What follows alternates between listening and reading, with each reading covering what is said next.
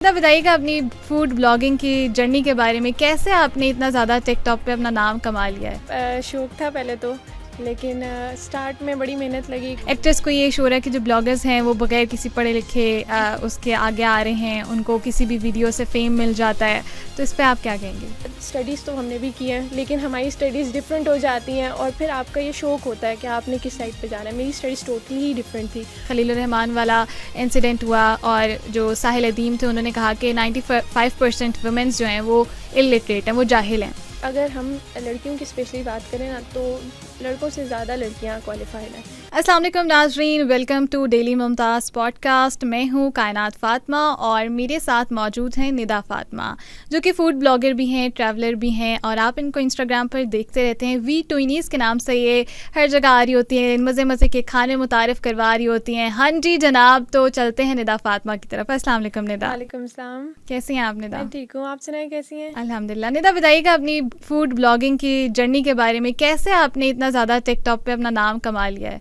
अच्छा, बेसिकली ये शौक था पहले तो। अच्छा। लेकिन स्टार्ट में बड़ी मेहनत लगी, करते मेहनत स्टार्ट में, मतलब जाहिर है कि एक चीज़ है उस पर आप स्टार्टअप ले रहे हो। शौक भी था, उस तरह वो भी नहीं हो सके कि यार मेहनत कर रहे हैं और रिवॉर्ड भी नहीं मिल रहा। ऐसा ही है। तो करते करते इस तरह बस कहीं एक आध वीडियो से मोटिवेशन मिली कि यार वायरल चली गई, तो ऑब्वियसली फिर उसके बाद से काम। अच्छा, लेकिन आजकल की जो लड़कियां हैं वो तो फैशन ब्लॉगिंग की तरफ जाती हैं, वो कर रही होती हैं। आपने फूड का कैसे सोचा कि मैंने फूड ब्लॉगिंग करनी है और मैंने रिव्यूज़ देने हैं? अच्छा, पता है मुझे मतलब फैशन वाली साइड पे ना ऐसा कोई ख़ास इंटरेस्ट नहीं था स्टार्ट में, बिल्कुल भी नहीं था। मुझे था कि यार मैं कहीं जा रही हूँ तो मैं उस ब्लॉग से स्टार्ट करती हूँ, चाहे वो कोई ट्रैवल ब्लॉग हो, चाहे वो कोई फूड ब्लॉग हो, लाइक लोगों को मैं अपना एक्सपीरियंस शेयर करूँ। तो वो उस एक्सपीरियंस शेयर की वजह से मुझे इससे आइडिया आया और फिर मैंने इसको फूड ब्लॉगिंग। तो वो पहली कौन सी वीडियो थी जो एकदम से वायरल गई और आपको उससे ज़्यादा मोटिवेशन मिली कि अब मुझे प्रॉपर काम करना है?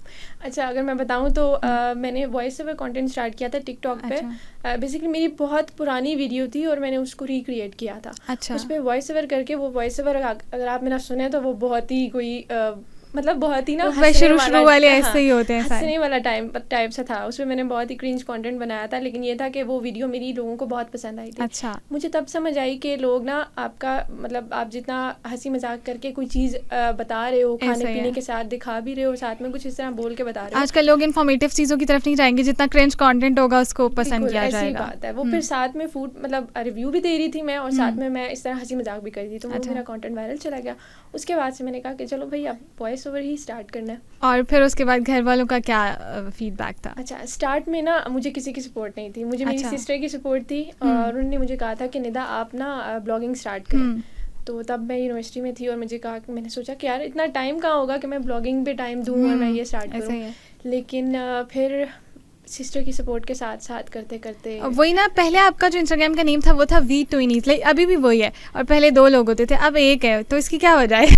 अच्छा, इसकी वजह ये है कि बेसिकली स्टार्ट इसीलिए मैंने 2 से लिया था कि मुझे घर में किसी की खास सपोर्ट नहीं थी, तो मुझे था कि शायद हम 2 लोग साथ बहनें जो हैं कहीं जाएंगी तो एक दूसरे का आसरा और एक दूसरे की सपोर्ट बहुत मैटर करती है। तो स्टार्ट इसलिए मैंने लिया कि 2 सिस्टर्स होंगी साथ, आहिस्ता आहिस्ता करते करते वो उसका जो था कॉन्फिडेंस लेवल भी साथ में बिल्ड हो गया। उसने अपना अकाउंट से। वो बड़ी है या आप बड़ी हैं? वो छोटी है मुझसे। अच्छा, आप बड़ी है, सही। तो अभी आपका घर जो है वो वाकिन वाली साइड है, आप ज़्यादा वाकिन को कवर कर रही होती हूँ, उसको प्रमोट कर रही होती हूँ, मैं देख रही होती हूँ। तो इस्लामाबाद को और वाकिन को एक साथ लेके चलना कैसे मैनेज करती हैं? अच्छा, स्टार्ट में तो होता था कि यार अभी आपने अपने कंटेंट को कवर करना है तो आपको आना पड़ेगा, आपको खुद ही मतलब जाहिर है अपने पैसे लगाने हैं, ट्रैवल करना है, आपको कंटेंट चाहिए। लेकिन अब जैसे जैसे अकाउंट ग्रो हो गया तो अब ये होता है कि अब ऐसे इशू नहीं होता कि आपने फूड कवर करना है तो आपको चाहे इस्लामाबाद, आपको पिंडी के भी किसी कोने में जाना पड़े तो वो जाना पड़ता है। ऐसा ही फिर हम लोग उसको तो being a blogger, female blogger specifically, आजकल ये चीज़ देखी जाती है, कहा जा रहा है कि एक्टर्स जो हैं उनको ब्लॉगर से कोई इशू है, ब्लॉगर्स जो हैं उनको एक्टर्स से कोई इशू है, इस पर आपकी क्या राय है? अच्छा, मुझे किसी एक्टर से इशू नहीं है, मतलब अगर मैं कहूँ कि पर्सनली किसी एक्टर को हम नहीं टारगेट करें, लेकिन हम यहाँ पे बात करेंगे ब्लॉगर्स और एक्टर्स की ना। एक्टर्स को ये शो रहा है कि जो ब्लॉगर्स हैं वो बगैर किसी पढ़े लिखे उसके आगे आ रहे हैं, उनको किसी भी वीडियो से फेम मिल जाता है, तो इस पर आप क्या कहेंगे? अच्छा, मेरा ये ख्याल है कि देखें, मुझे ऐसे लगता है कि आपके पास कोई स्किल नहीं होती ना, तो आप कुछ ना कुछ अपने अंदर से स्किल को निकाल के आप लोग कुछ ना कुछ कर सकते हो, आप घर पे बैठ के कुछ ना कुछ कर सकते हो। और आजकल का जिस तरह का माहौल है ना, जॉब्स मिल ही नहीं रही, किसी को भी नहीं मिल रही, तो मैं लोगों को यही प्रेफर करती हूँ कि अगर आपको बोलने की स्किल आती है, अगर आपको किसी चीज़ को लोगों के सामने प्रेजेंट करना आता है, तो आप उसको प्रेजेंट करो इंस्टेड ऑफ किसी क्रिंज कंटेंट पे जाने की तरफ। आप अगर इस पे मेहनत कर रहे हो ना, तो आपको उसका रिवॉर्ड डेफिनेटली मिलेगा। तो स्टडीज़ तो हमने भी की है, लेकिन हमारी स्टडीज़ डिफरेंट हो जाती हैं, और फिर आपका ये शौक होता है कि आपने किस साइड पे जाना है। मेरी स्टडीज़ टोटली ही डिफरेंट थी, और मैं ब्लॉगिंग की तरफ आई, मतलब बिल्कुल एक सेपरेट फील्ड हो गई थी। वैसे कभी सोचा था कि मैं इतनी बड़ी ब्लॉगर बन जाऊंगी? इतनी बड़ी तो खैर नहीं, लेकिन टिकटॉक पे जब खोले ना फूड की, तो कोई भी होती है ना, तो वो आपकी ही सामने आती है मेनली, या आपकी होती है या फिर उमेर है उनकी आ रही होती है, तो उनकी सामने आ रही होती है। तो कभी सोचा था कि मैं इतना कर लूंगी, इतने मुझे टिकटॉक पे आ जाएगा? बिल्कुल भी नहीं सोचा। और अब तो आई थिंक पीआर मैनेजर भी बन गए हैं, पीआर मैनेज करिए, तो ग्रुप में आ रहे होते निदा फातिमा ने पीआर भेजी है। तो मतलब बिल्कुल भी आइडिया नहीं था। लेकिन देखिए, जब आप देख रहे होते हैं ना किसी को साथ में ग्रो करते हुए, और वो क्या क्या काम कर रहे हैं, फिर वो चीज़ आपको बहुत इंस्पायर करती है। तो मुझे इसी तरह, आपने उमैर का नाम लिया, इस तरह रेस्टोरेंट गर्ल है, तो मुझे इन दो का कंटेंट देख के बड़ा एक हो रहा था कि यार बड़ा अच्छा काम कर रहे हैं, और ये चल रहे हैं, इस तरह कर रहे हैं। तो वॉइस ओवर कंटेंट भी करना उधर से ही एक आई सोच, और इसी को लेकर चल रही थी मैं। अच्छा, एक लोगों को ये भी बहुत क्यूरियोसिटी है कि ब्लॉगर्स मंथली कितना कमा लेते हैं, तो वो उनकी क्यूरियोसिटी भी ज़रा दूर कर दें।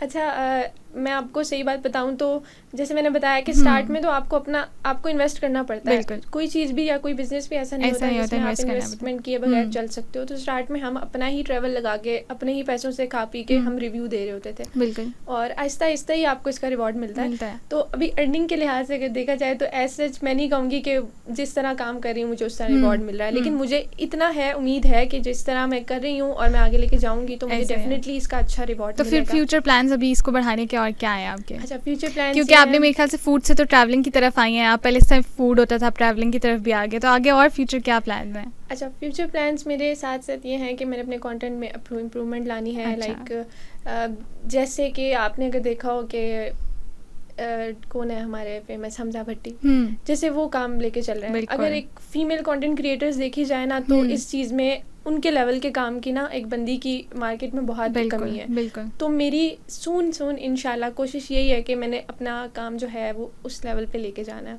सही। अच्छा, आपको निदा ये नहीं लगता कि अगर ब्लॉगिंग की फील्ड में देखा जाए, मैं पर्सनली खुद भी ये चीज़ नोट करती हूँ, तो जो फीमेल्स हैं उनको ज़्यादा आगे प्रमोट किया जाता है। जब कोई मैसेज आता है, फॉर एग्जांपल कोई प्रमोशन है, कोई पीआर है, तो उधर स्पेसिफिकली मेंशन होता है कि फ़ीमेल इन्फ्लुएंसर रिक्वायर्ड है। तो आपको नहीं लगता कि यहाँ पर मेंस जो हैं वो निगलेक्ट होते हैं, और ये ज़रा नाइंसाफ़ी है? कहीं कहीं ना ये चीज़ बिल्कुल लगती है कि मेंस जो है निगलेक्ट हो रहे हैं, लेकिन कहीं कहीं पे ना अगले की रिक्वायरमेंट भी यही होती है सिर्फ कि हमें फ़ीमेल ब्लॉगर ही चाहिए। लाइक हम जो एक लड़की के कंटेंट के थ्रू अपना चीज़ पहुंचा सकते हैं, उनको लगता है कि शायद वो एक मेल ब्लॉगर नहीं कर सकता। बिल्कुल। और मेल ब्लॉगर में ना बहुत स्पेसिफिक लोग हैं जो बहुत अच्छा काम कर रहे हैं, और बहुत कम लोग हैं जिनका कंटेंट बहुत अच्छा होगा।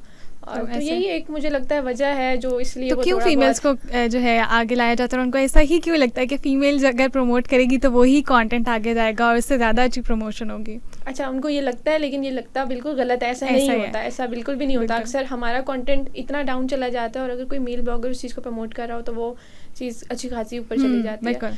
तो इस पे मुझे अब अच्छा, मुझे ये बताएं कि आप फीमेल ब्लॉगर हैं, जाहिर सी बात है डिफरेंट रेस्टोरेंट्स में जाना, डिफरेंट जगहों पे ट्रैवल करना, तो बीइंग अ फीमेल आपको कभी किसी जगह पर हरासमेंट का सामना करने को मिला हो, या फिर कोई ऐसी चीज़ हुई हो जो लाइक आप डीमोटिवेट हो गए हो कि यार मैंने अब ये काम नहीं करना? क्योंकि मीडिया इंडस्ट्री ऐसी है, ये फील्ड ऐसी है, यहाँ पर सुनने में इस तरह आता है कि एक नाम बना हुआ है कि यार इधर का माहौल ख़राब है, या ब्लॉगर्स होते ही ऐसे हैं, उनको बैश किया जाता है। तो उस हवाले से आपकी क्या ओपिनियन है? अच्छा, जैसे आपने कहा कि आपको कभी ऐसा एक्सपीरियंस हुआ हो, तो डेफिनेटली जाहिर है हम कहीं जा रहे होते हैं तो आपको ऐसे लोग मिलते हैं। स्पेशली जब मैं अपना बताऊं तो मैं वहाँ से इस्लामाबाद ट्रैवल करती हूँ, मोस्टली हम इन ड्राइव पे ट्रैवल करते हैं। तो ये भी बहुत इनसिक्योरिटी होती है हमारे घर वालों को स्पेशली कि हम अकेली बेटी को भेज रहे हैं, और आजकल का जैसे ज़माना है, तो इस तरह के बहुत से केसेस हुए भी हैं। और अब अगर अपनी बात बताऊं तो हमारे साथ भी डेफिनेटली हमने देखे हैं, लेकिन अब एक कॉन्फिडेंस लेवल और एक चीज़ इतनी बिल्ड हो चुकी है कि अब इस चीज़ का समझ आ गया कि लोगों को कैसे जवाब देना है,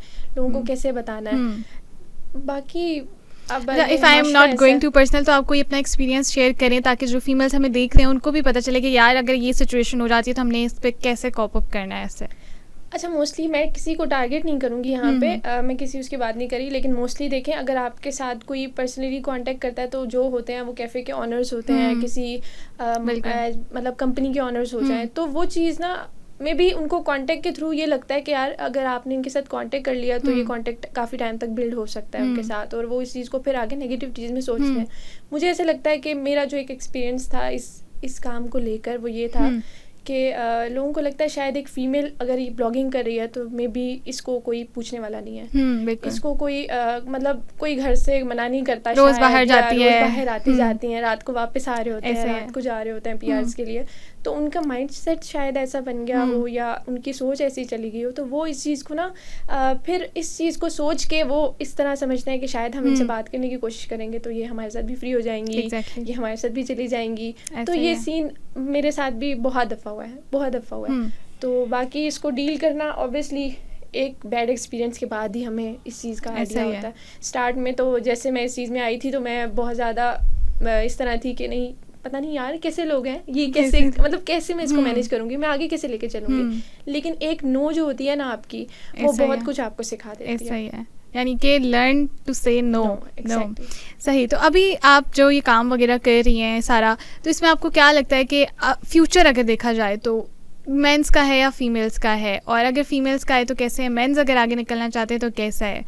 जैसे अभी हम अगर उस टॉपिक इसको इसी बात को रिलेट करना चाहें, जो रिसेंटली अभी खलील रहमान वाला इंसिडेंट हुआ और जो साहिल अदीम थे उन्होंने कहा कि 95% वुमेन्स जो हैं वो इलिटरेट हैं, वो जाहिल हैं, तो उसको फिर आप किस तरह देख रही हैं, उनकी उस बयान को कैसे देख रही हैं, और अगर आप इसका फ्यूचर देखें तो इसमें आप किस तरह देख रही हैं इसको? मुझे ऐसा लगता है कि अगर हम लड़कियों की स्पेशली बात करें ना तो लड़कों से ज़्यादा लड़कियां क्वालिफाइड हैं। अगर आप नहीं भी पढ़े ना तो उनको माशरे ने इतना कुछ सिखा दिया कि उनको पता है कि उन्होंने उठना बैठना कैसे है, उन्होंने किसी को क्या जवाब देना है, उन्होंने कैसे आगे जाना है। तो ये बात तो बिल्कुल नेगेटिव ही मैं उनकी लेके जाऊँगी कि उन्होंने जो कहा कि मतलब जाहिल है और इस तरह का वर्ड। तो अगर आप एक औरत पढ़ी लिखी भी नहीं है ना तो उसको पता है कि उसने अपने आप को कैसे सेव रखना है, और ये ही सबसे बड़ी बात होती है आपकी।